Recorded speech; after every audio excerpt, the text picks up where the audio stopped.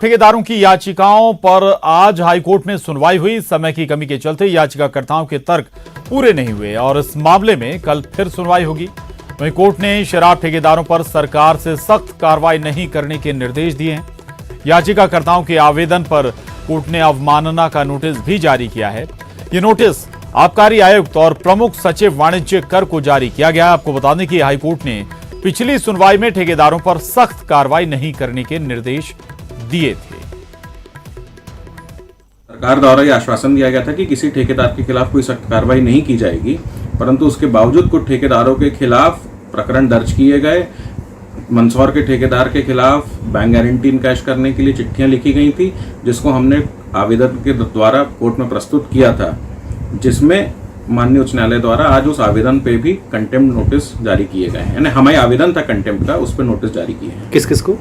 Excise commissioner और principal secretary commercial tax. और प्रतीक अवस्थी जबलपुर से हमारे साथ जुड़ गए हैं। प्रतीक, इस मामले पर आज क्या तर्क, क्या दलीलें रखी गई कोर्ट में?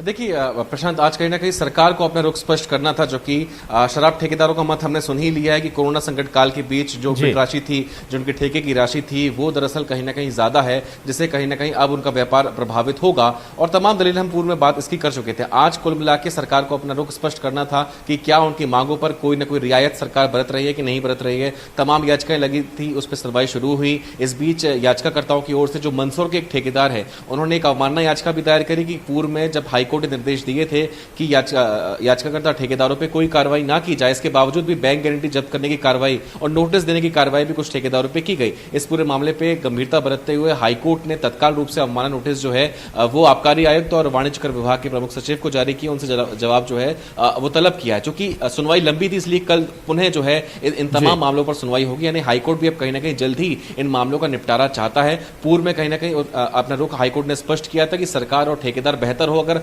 समन्वय बिठाए तो ज्यादा जल्दी कहीं ना कहीं पटाशय पूरे मामले का होगा। लेकिन सरकार भी झुकने तैयार नहीं है, ठेकेदार भी अपनी मांगों पर अड़े हुए हैं। इस बीच कानून रूप से ही कुछ ना कुछ रास्ता अब जो है अख्तियार करना पड़ेगा, क्योंकि ना ही ठेकेदार मानने तैयार है, ना ही सरकार मानने तैयार है। तो बेशक कानून पहलुओं के आधार पर क्या आगे रास्ता निकलता है, या आगामी कल सुनवाई जब कैरी होगी तब देखने को मिलेगा। इस बीच सरकार क्या कुछ और तैयारी करके आई और कल क्या जवाब देती है, ये भी देखने वाली बात होगी। प्रशांत, हालांकि बिल्कुल सरकार के लिए ये आदेश जरूर हैं कि सख्त कार्रवाई ना करें इन लोगों पर, शराब कारोबारियों पर। शुक्रिया प्रतीक आपका इस पूरी जानकारी के लिए।